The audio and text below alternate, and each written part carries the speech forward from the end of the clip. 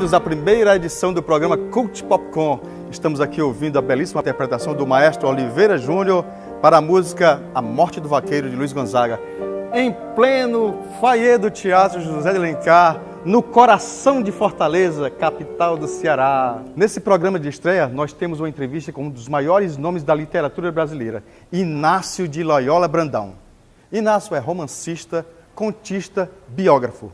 E nessa entrevista nós demos um destaque todo especial para o livro Não Verás País Nenhum, que foi adaptado 2 vezes para teatro, em 1987 e em 2012. Vamos à entrevista?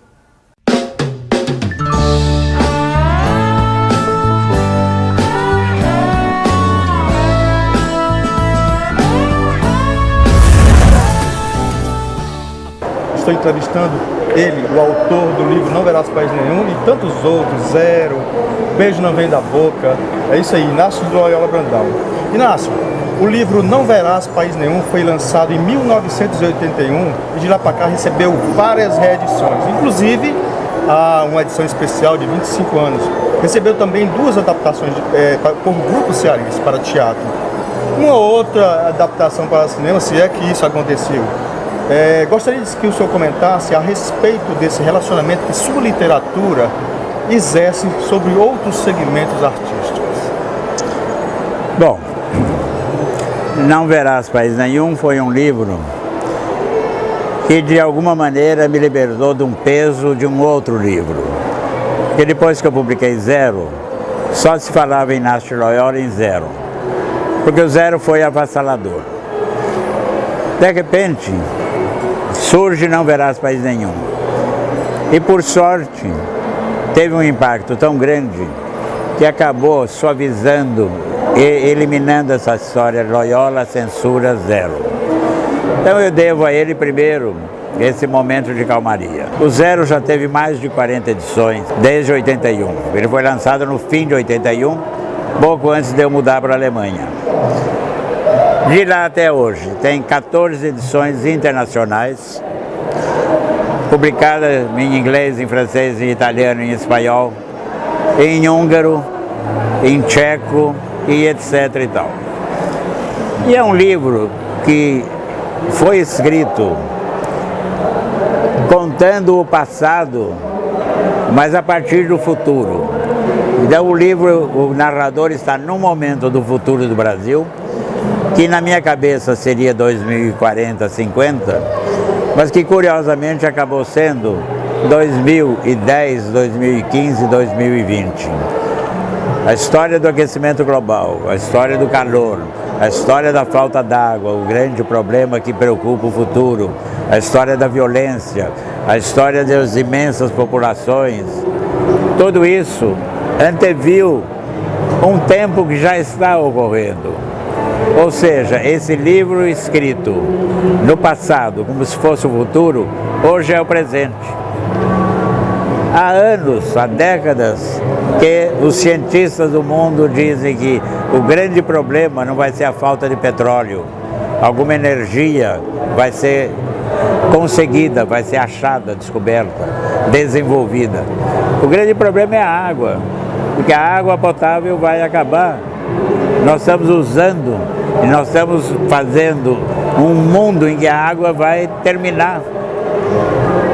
Porque nós não temos nenhum respeito com o meio ambiente,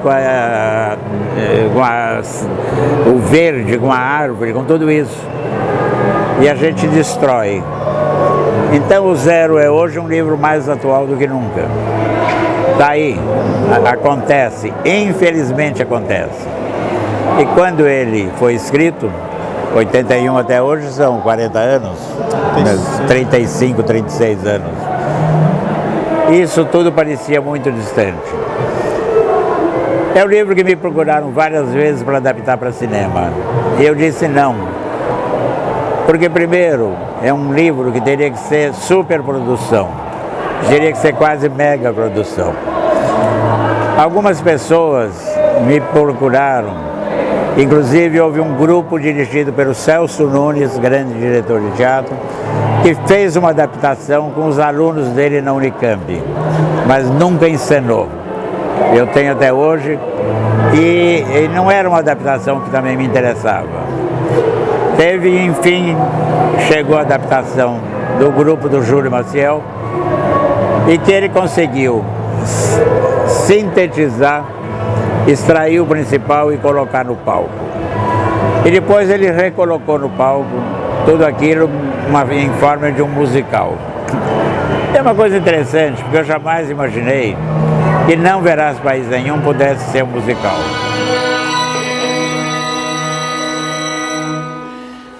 Não tenho mais tempo, pois comigo não sou gente delirante, doutor, sou tenho chave de estado, sorrindo está em nariz, sabe, escritas de paz, nada de interessa, só e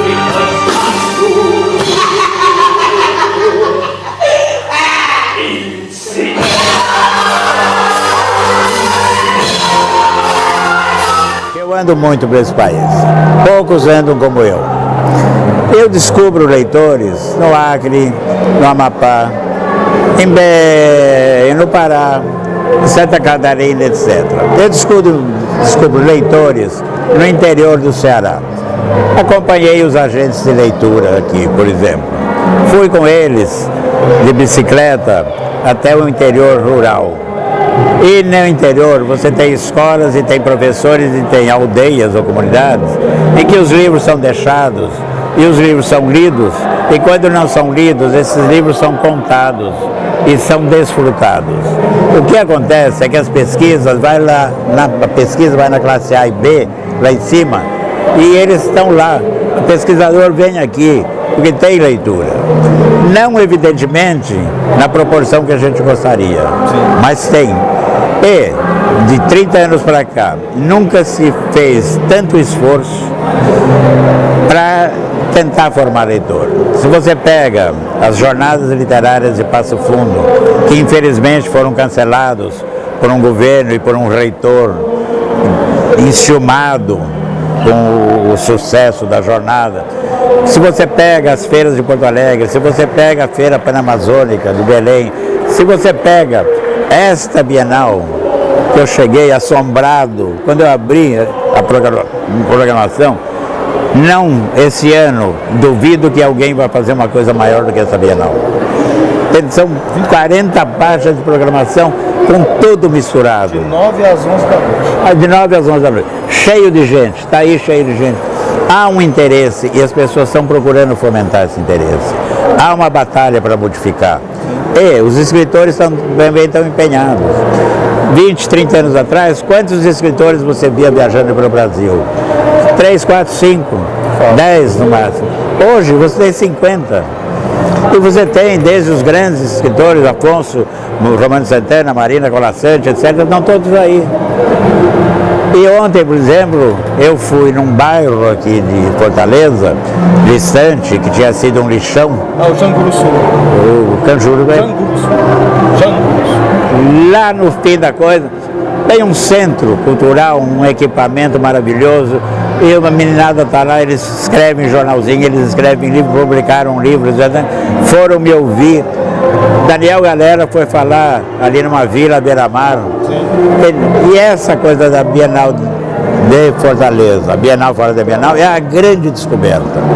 Se a Flip descesse do seu alto, da sua elitismo, e fizesse a Flip fora da Flip, não viriam aquelas reclamações, a comunidade não participa. Não participa porque eles não deixam. Para eles ainda, a cultura é uma coisa elitista, é uma coisa dos sumos sacerdotes, dos faraós, etc. Então há uma mudança e eu acho que daqui a 10 anos a gente vai ter um número de leitores maior. Eu, aos 80, não sei quantos anos ainda vou viver, não sei o que eu vou ver.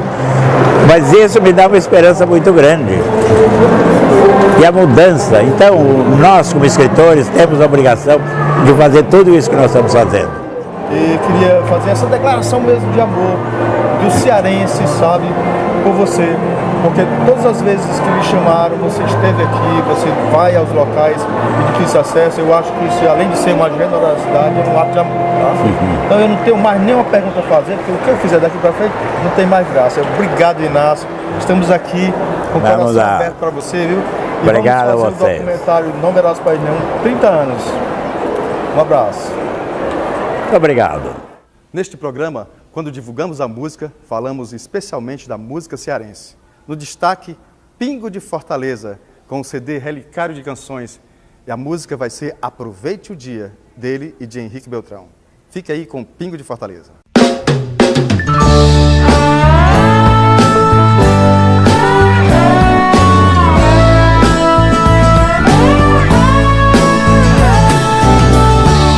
Aproveite o dia com sabedoria, já diziam os gregos e os budistas. Aproveite o dia, já diziam os baharis e os taoístas. Aproveite o dia, já dizia o povo da física quântica. Aproveite o instante, levante a cabeça e siga adiante. Aproveite o instante, já que tudo muda e tudo passa.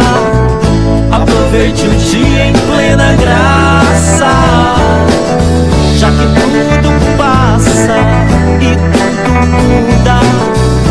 Aproveite o dia e não se